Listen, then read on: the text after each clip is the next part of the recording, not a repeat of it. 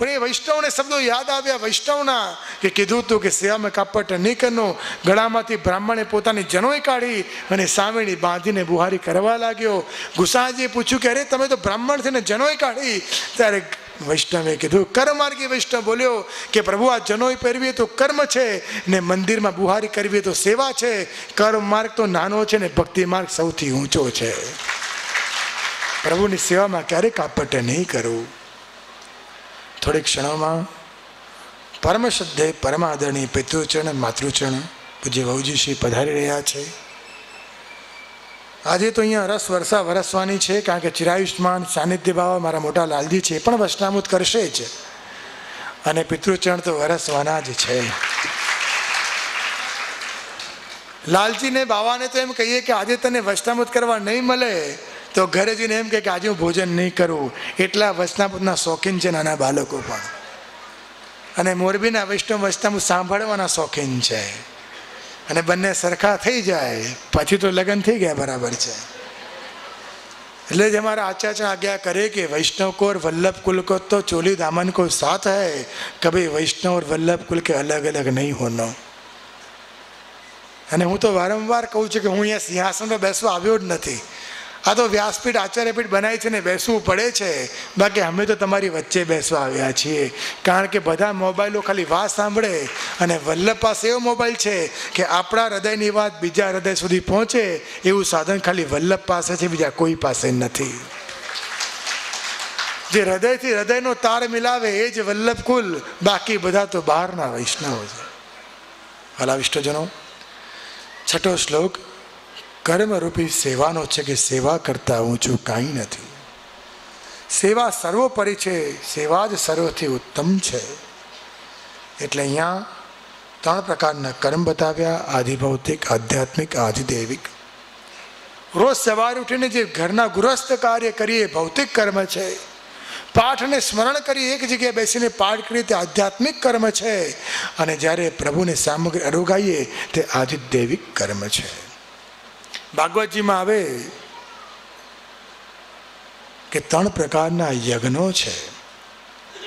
ભૌતિક અગ્નિ પ્રગટાઈને જે સંવિધા પધરામાં આવે ભૌતિક યજ્ઞ, એક સ્થાને બેસીને અનુષ્ઠાન કરીએ, પાઠ કરીએ આધ્યાત્મિક યજ્ઞ. અને અન્નકૂટ ગોવર્ધન યાગ કરીને પ્રભુને મુખારવિંદની સામગ્રી અરોગાઈએ એ આધિદૈવિક યજ્ઞ. પ્રભુના મુખમાં અગ્નિ છે ને સેવા સર્વોપરી છે.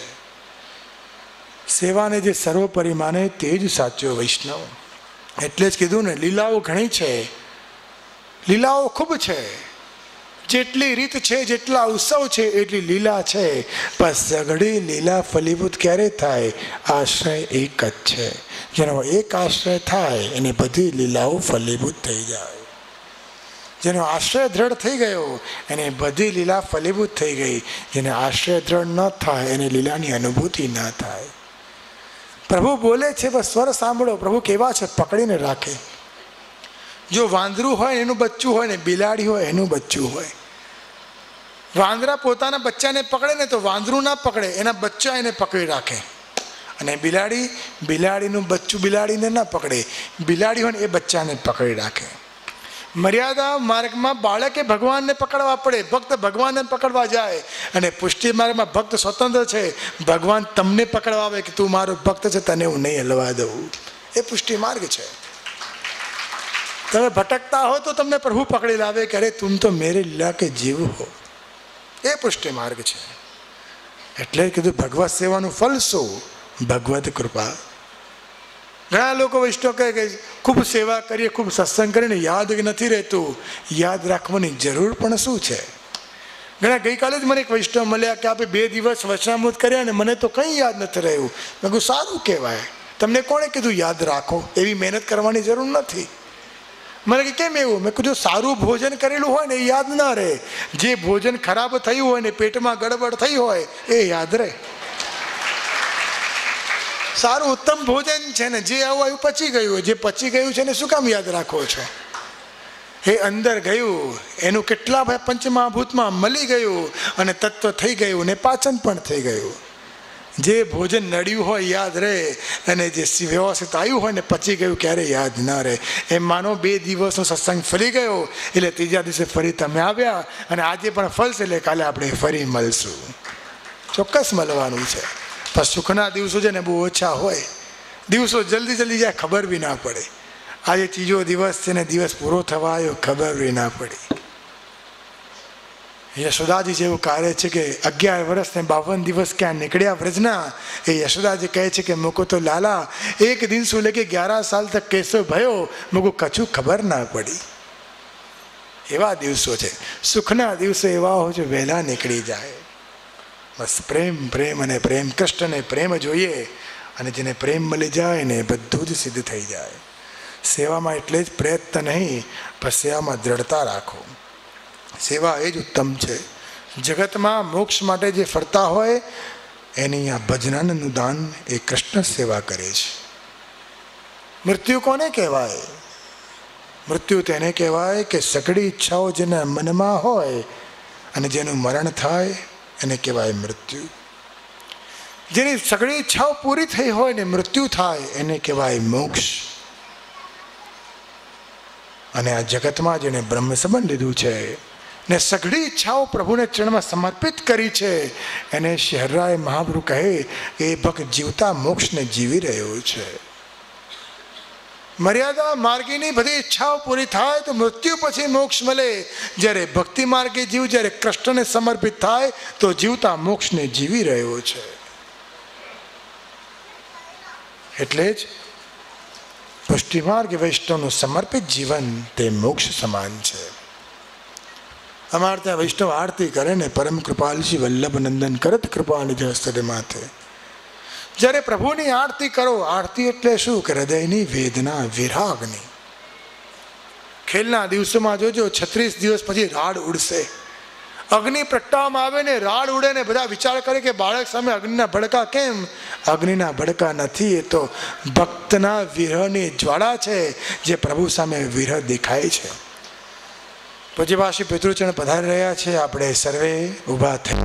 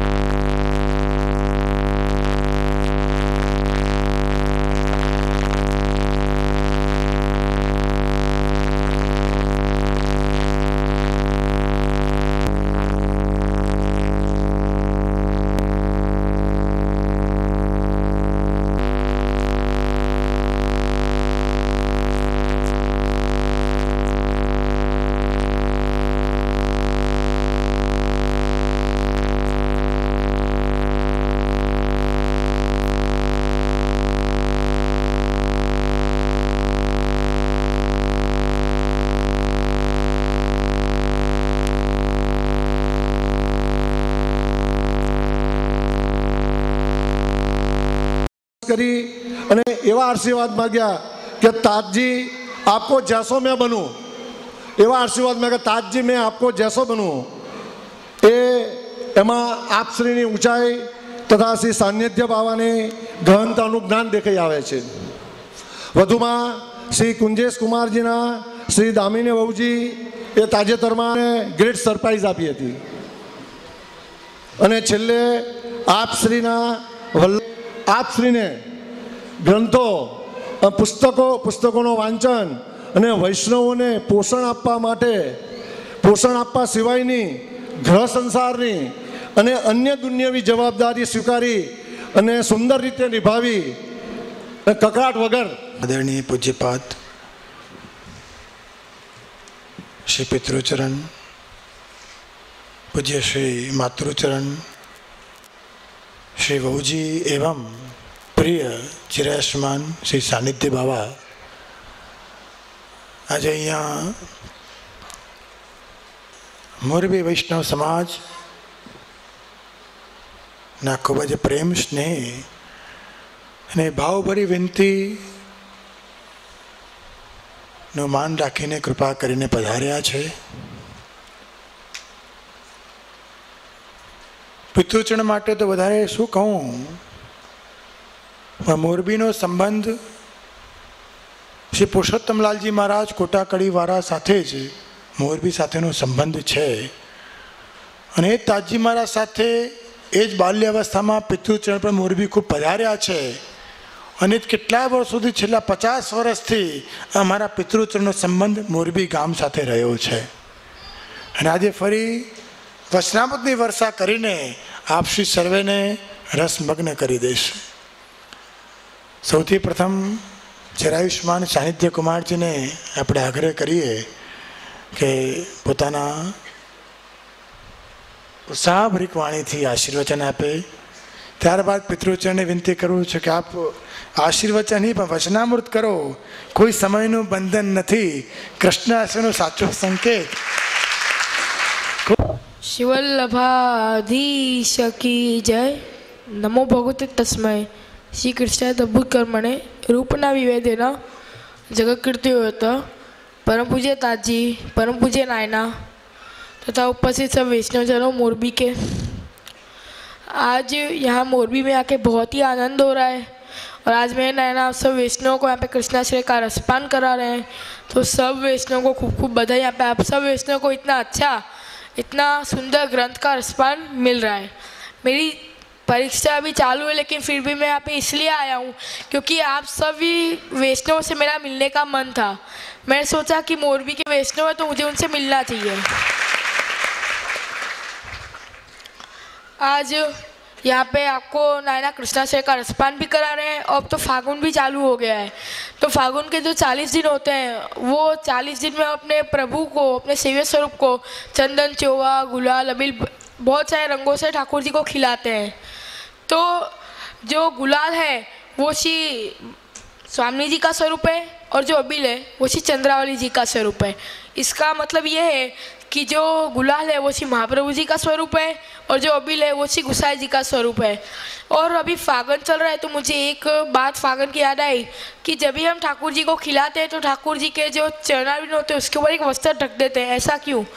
क्योंकि फागन के जो 40 दिन होते हैं उसके अंदर जो सेवक और दास और वो प्रभु का जो रिश्ता होता है वो दास भक्ति नहीं, साख्या भक्ति का होता है.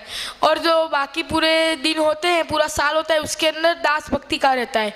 और अगर वो चरणावन के ऊपर से वस्त्र हट जाएगा तो वो फिर से दास भक्ति प्रकट हो जाएगी. इसलिए हम ठाकुर जी को जब भी रंग से खिलाते हैं तब उनके चरणावन पे एक वस्त्र ढक देते हैं.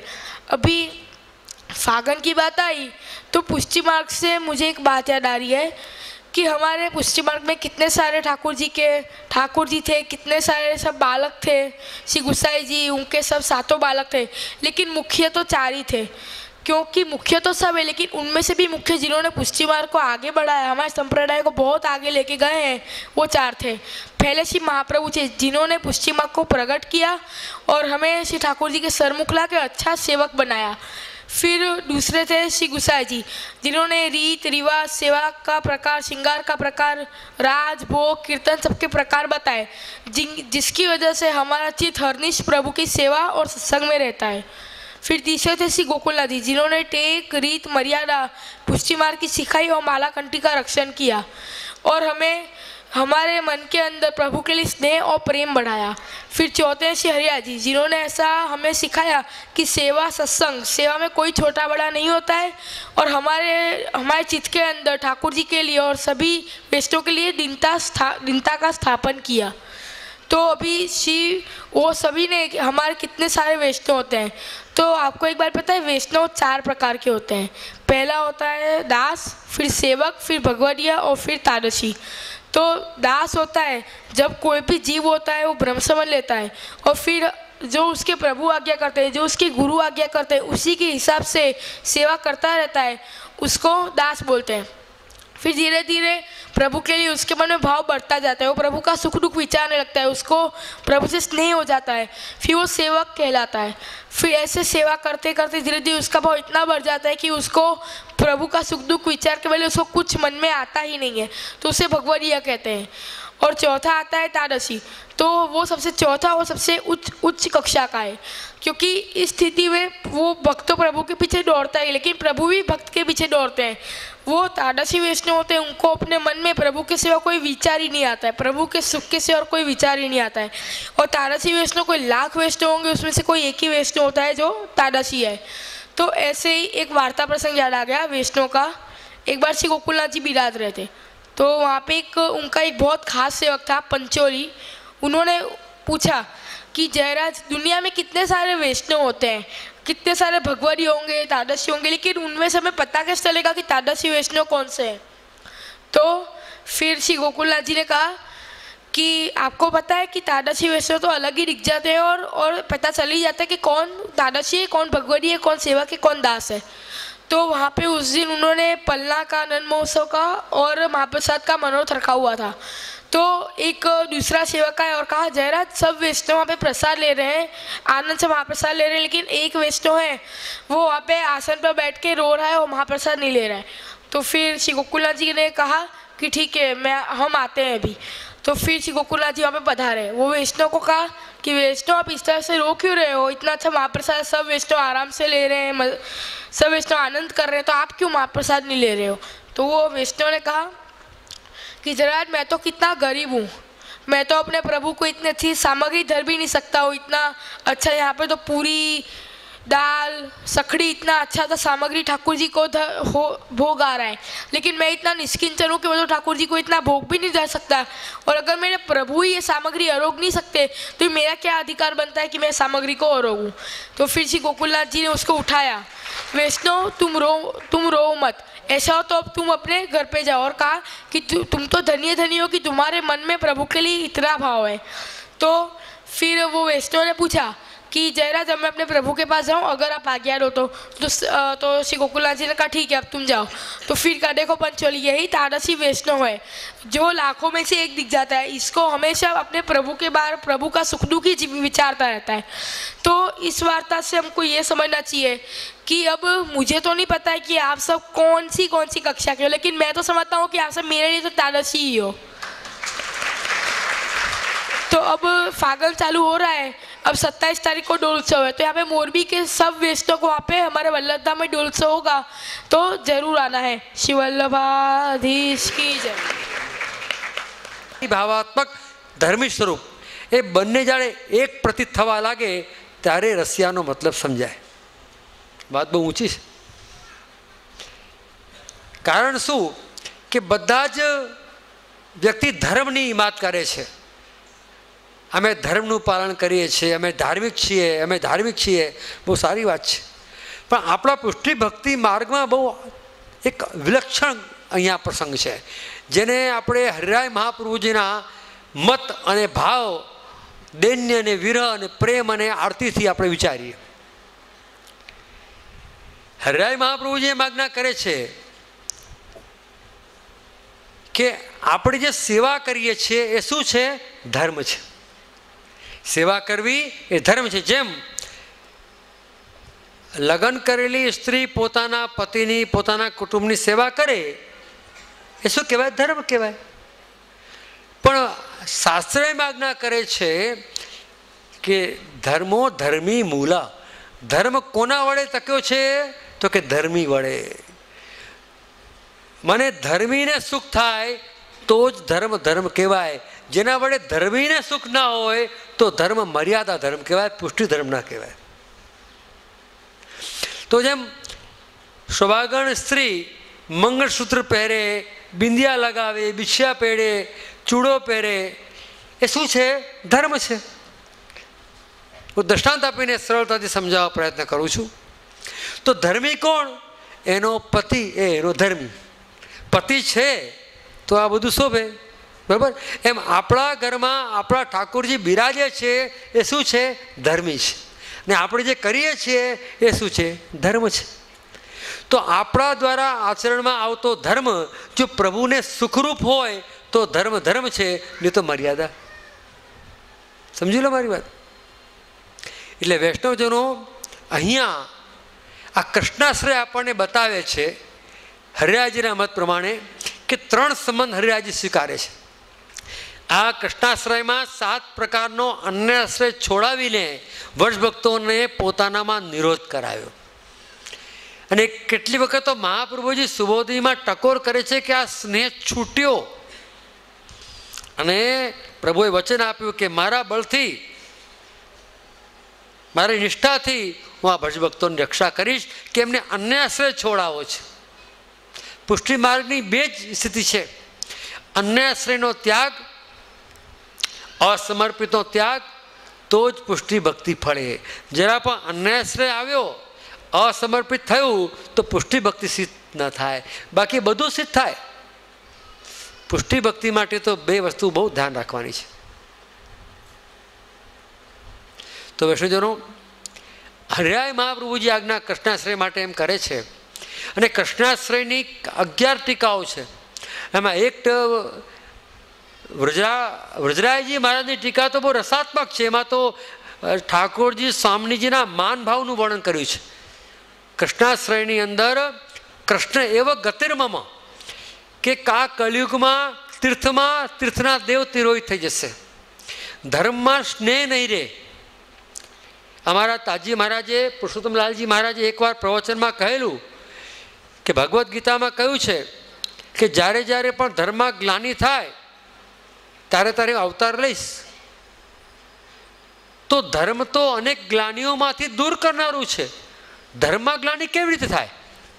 બહુ સમજવા જેવો પ્રશ્ન છે કે ધર્મમાં ગ્લાનિ થાય, ભગવાન ક્યારે પધારે છે? તો ત્યાં આજ્ઞા કરે છે કે કોઈ પણ મહાન વ્યક્તિ હોય પણ એના શરીરમાંથી જ્યારે પ્રાણ ચાલ્યા જાય ત્યારે એને જલ્દી લઈ જાઓ એમ કરીએ. કેમ કે પ્રાણ ન રહ્યા શરીરનું શું કરવાનું? ત્યારે ધર્મનો પ્રાણ શું છે? એ પ્રેમ છે, સ્નેહ છે. જ્યારે ધર્મમાંથી પ્રેમ તત્વ ચાલ્યો જાય ત્યારે ધર્મ પણ ગ્લાનિ કરાવે. એટલે રતિપથ પ્રગટ કરણ કો પ્રગટે. એ ધર્મમાંથી પ્રેમ તત્વ ખોવાઈ ગયો હતો, એટલે શ્રી મહાપ્રભુજી કરુણાનિધિ ભૂતલ ઉપર પધારીને પુનઃ પ્રેમની પુનઃસ્થાપના કરી. જે પ્રેમ અંશ અવતરે, પ્રેમ રસ તેના ઉર્મા ઠરે. તો હવે વિચાર કરો આપણે કે હરિરાયજી એમ આજ્ઞા કરે છે કે ભાઈ સૌથી પહેલાં જ્યારે બ્રહ્મસમન થાય છે, આપણને હરિરાયજીની સિદ્ધાંત રસની ટીકાની વાત છે. તો આપણો પહેલો સંબંધ બ્રહ્મસમન જોડે થાય છે, બ્રહ્મ જોડે સંબંધ થાય છે. પહેલાં બ્રહ્મ સંબંધ, પછી કૃષ્ણ સંબંધ, અને પછી લીલા સંબંધ.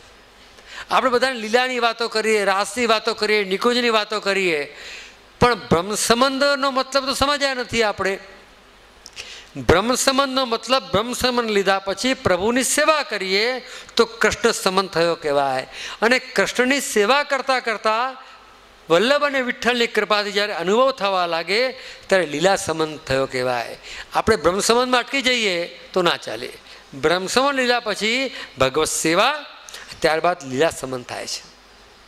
એટલે કૃષ્ણાશ્રય ગ્રંથ આપણે ત્યાં તો કહેવાય છે કે ભગવત સેવા પહોંચીએ તો દંડવત કરીને કૃષ્ણાશ્રયનો પાઠ કરવો. કારણ કે આશ્રય આપણો છૂટી ન જવો જોઈએ, દૃઢ આશ્રય. તો કૃષ્ણાશ્રયમાં એ બતાવવામાં આવ્યું છે કે આ કલિયુગના જેટલા બી ધર્મો છે બધા આપણને બાધક થાય છે, પણ જેને કૃષ્ણનો આશ્રય છે, કાલો અપી કઠિનો અપી કૃષ્ણ ભક્તાન ન બાધતે. કૃષ્ણના ભક્તોને ગમે તેવો કઠિન કાળ હોય તો બાધક થતો નથી. આ મોરબીના વૈષ્ણવ ભાગ્યશાળી છે કે વલ્લભની વાણી તમને સાંભળવા મળે છે. અને આ નિમિત્તથી અમારે પણ આવવાનું થયું, મોટા બાવાને આવવાનું થયું, સબ પરિવાર પધારવાનું થયું. ખૂબ સુંદર અને મજાનું લાગે છે. શ્રી મહાપ્રભુજી તમે જુઓ અહીંયા પધાર્યા તો શું વાત આવે છે કે જે વૈષ્ણવ હતા એને જ્યારે શરણે લીધા એનું નામ બદલી દીધું, બાદાનું બાદાને દાસ કરી દીધું છે ને. તો આપણે ત્યાં નામ, અમારે ત્યાં પ્રસંગ છે જ્યારે લગ્ન કરીને વહુજી આવે તો પિયરનું નામ બદલાઈ દે છે, બીજું નામ થઈ જાય છે. પ્રાચીન ગુરુમાં પણ એવો ક્રમ હતો, શિષ્ય જ્યારે આવે ત્યારે નામ પણ પરિવર્તન કરતા. બાદાનું બાદાન દાસ, જેમ ગોવિંદદાસ, ગોવિંદ સ્વામી, પરમાનંદ સ્વામી હતા, સુર સ્વામી, એ બધા દાસ બની ગયા. તો આપણે ત્યાં દાસ ભક્તિ બહુ મોટી છે. અને કૃષ્ણાશ્રય ગ્રંથો આજના સમયમાં ખૂબ જ જરૂરી છે. લોકો મધુરાષ્ટક સુધી પહોંચવા જાય છે, પહેલાં કૃષ્ણનો આશ્રય દ્રઢ કરી લઈએ આપણે, પછી આપણે મધુરાષ્ટક સુધી પહોંચવાનું છે. એટલે આ ખેલના દિવસોમાં ઠાકોરજીને આપણે ખેલાવીએ. હવે વિચાર થાય કે ઠાકોરજી તો હવેલીમાં ખેલે, વલ્લભકુલને ત્યાં ખેલે, યા મરજાદીને ત્યાં ખેલે, યા સકડી ભોગ ધરતા હોય ત્યાં ખેલે. એવું કયા ધર્મમાં લખ્યું છે ભાઈ? પુષ્ટિ માર્ગમાં નથી. જ્યાં ભક્તો હોય ત્યાં ભગવાન ખેલે, એ લખી રાખો મારી વાત. તમે મિશ્રી ધરતા હોય, નાગરી ધરતા હોય કે સૂકો મેવો ધરતા હોય, આ 40 દિવસ ઠાકોરજીને ગુલાલ અબીરથી ખેલાવવાની છૂટ છે. અપરાધ લાગે તો મને આપી દેજો તમારો, જાઓ. હું તમારો બ્રહ્મસમદાતા ગુરુ નથી, છતાં પણ એક વલ્લભકુલના બાળક તરીકે તમને છૂટ આપવાનો મને અધિકાર છે. કયો અધિકાર છે? કે ઠાકોરજીને દાનના દિવસોમાં દહીં ધરવું, ખેલના દિવસોમાં ખેલાવવું, હિંડોળામાં હિંડોળા ઠાકોરજીને ઝુલાવવા, કોઈ પણ જાતનો ભોગ તમે ધરતા હો. કારણ કે ભોગી ભોગ કરત સબ રસકો. આ જે ખેલ છે એ પણ ભોગ જ છે ને એક જાતના. તો આ ખેલમાં ઠાકોરજીને ગુલાલ અબીર 5 રંગ ચંદન ચુવાથી ખેલાવા. આપણે મંદિરોમાં પેલા મુખિયા ભીતરિયા ઝાપટિયાની પિચકારી ખાવા જઈએ, મને તો રંગી નાખી, મને તો આ બીજું નાખી. અલ્યા ભાઈ, રંગાઈ ગયા પણ લોકોના ઉધારના રંગ ખાઈને બેઠા છો. ઠાકોરજીને ગાલ ઉપર લગાવો અને આ ભીનો જે ગુલાલ તમારા હાથમાં હોય ને, તમને ઘરમાં જે વાલું હોય ને પ્રસાદી એને લગાવી દો. ચાલો, હું છૂટ આપું છું. તમારા ઘરવાળાને લગાવો, દાદીમાને લગાવો, દાદાને લગાવો કે ટેણિયાને લગાડો, પણ આ પ્રસાદી રંગને એમને જવા ના દેતા. આ વારંવાર નહીં મળે. આ મંદિરની રથ લઈને લગાડો છો તો લોકોના પગલાં પડેલા છે, અને ભગવદીઓ નથી, સંસારીઓના પગલાં છે. એ તમારા ઘરમાં તો નિકુંજ નાયકના પગલાં છે. શું લાગે તમને? એટલે દરેક વૈષ્ણવે ગુલાલ અબીલ ઠાકોરજીને ખીલાવીને પ્રસાદી, જે સુવાસન સ્ત્રી ન હોય તો પણ એ ગુલાલ અબીર અહીંયા લગાવી શકે છે. અને દરેક બહેનોએ, ભાઈઓએ પણ, વૈષ્ણવોએ પણ એ ગુલાલ અબીર પોતાના પ્રિયજનોને આમ તો ચપટી લગાવી લેવું જોઈએ. ભાઈ, આ તને મોરબીવાળા શીખવાડવું પડે તો મને શરમ આવે. ખ્યાલ આવ્યો કે નહીં? મહાપ્રભુજી ગામમાં બિરાજે છે કે બાબા આવું કહી દેજે, પહેલાં દંડવત કરીને આવ્યો. એટલે મહાપ્રભુજી કહ્યું મને કહી દો. આ લોકોને કહી દીધું. સૌથી પહેલાં મોરબીમાં એન્ટ્રી કરી તો જેને દંડવત કરીને આવવાનું. એનું કારણ છે કે નાના નાના પગથિયા હોય ને તો પગ દુખે ઓછા. સૌથી પહેલું પગથિયું માતા પિતા, પછી ગુરુદેવ અને પછી ઠાકોરજી. સૌથી પહેલી સીડી માતા પિતા છે. માતૃદેવો ભવ, પિતૃદેવો ભવ. એ પછી આવે છે ગુરુદેવ અને પછી આવે ઠાકોરજી. ઘણા લોકો સીધા શ્રીનાથજી પહોંચી જાય પૂનમ ભરવા માટે, બાયપાસ. પછી એ લોકોને બાયપાસ વહેલી આવી જાય છે. તમે જોજો, કારણ કે બાયપાસ કરવા જાઓ સીધી બાયપાસ અહીંયા અસર કરે છે. કારણ કે વલ્લભને છોડીને, જો આ એક દ્રષ્ટાંત તમને આપું. તમે તો બધા વેપારીઓ છો, દુકાને ઓફિસે કોઈ આવે અને તમે કહો કે મારે ઘરે તમે કાલ જમવા આવજો, જૂના બાળપણના મિત્ર મળે, તમે કહો મારે ત્યાં જમવા આવજો. શું તમે કહી દીધું, બરાબર. પણ તમે તમારી ઘરવાળીને મોબાઈલ ફોન કરીને કહેવું પડે 4 જણા આવવાના છે ભાઈ, બરાબર કરીને રાખજે, નહીં તો સવારે ભવાડો થાય. મને ક્યાં કહ્યું હતું? તમે તો ઓર્ડર આપી આવો છો. એટલે શ્રીનાથજી તો સેવા લઈ શકે, ફલ આપવાનો અધિકાર માત્ર વલ્લભને સોંપેલો છે. લખી રાખો મારી વાત. શ્રીનાથજીનું કામ શું? સેવા લેવાનું. પુરુષોનું કામ શું? ઓર્ડર આપવાનો. ભાઈ આવજો મારે ત્યાં. ઘરવાળીને ફોન કરવો પડે, ભાઈ આ બનાવજે, આ બનાવજે, આ બનાવજે. ત્યારે પેલી તૈયાર રાખે તો પેલો જમે. છે કે નહીં? એમ શ્રીનાથજી સેવા લઈ શકે, પણ જ્યારે ફળ આપવાનું આવે તો વલ્લભ સ્વામીજી સામું જુએ કે શું કરવું તમે જાણો. આપણને રસોડામાં ગયા પછી ખબર પડે ડીશમાં શું મૂક્યું છે, પહેલાં ખબર ના પડે. સમજ્યા? એટલે વલ્લભના વિના માર્ગમાં કંઈ નથી. જે કંઈ બી છે મૂળ. ઘણા લોકો, હું મારી વાત તમને કરું કે હું તો શ્રીનાથજીને, ગિરિરાજજીને, યમુનાજીને, ગિરિરાજજીને, વ્રજભૂમિને કોઈને ઓળખતો જ નથી. બોલો, હું માત્ર મારી મા મને કહે કે આમને આપણા દાદાજી કહેવાના, દાદાજી કહું, બરાબર ને? એમ મને મારા વલ્લભ કહે કે યહી મેરે શ્રીનાથજી, એને હું શ્રીનાથજી માનું છું. લોકોના શ્રીનાથજી મારે કામ નથી આવતા. મારા યમુનાજી બી કયા પેલા ચોબાજી બતાવે, વ્રજવાસી બતાવે, રાસધારી બતાવે એ નહીં. મારો વલ્લભ જે બતાવે એ મારે માટે યમુના, મારો વલ્લભ બતાવે એ મારા માટે ગિરિરાજ, અને વલ્લભ બતાવે યહી મેરે શ્રીનાથજી. ઘણા લોકોને વલ્લભના શ્રીનાથજી ગમતા નથી, વલ્લભના યમુનાજી ગમતા નથી, વલ્લભના ગિરિરાજજી, વલ્લભની વ્રજભૂમિ નહીં, બીજા લોકો બતાવે ગમે. એ બધા તીર્થ બતાવે છે, દાન ધર્મ બતાવે છે, જ્યારે વલ્લભ મૂળ બતાવે છે. આપણે મૂળમાં પકડવાનું કે નહીં? તો વૈષ્ણવજનો એક વાત નક્કી માનજો કે આ ખેલના દિવસોમાં રંગ ભરી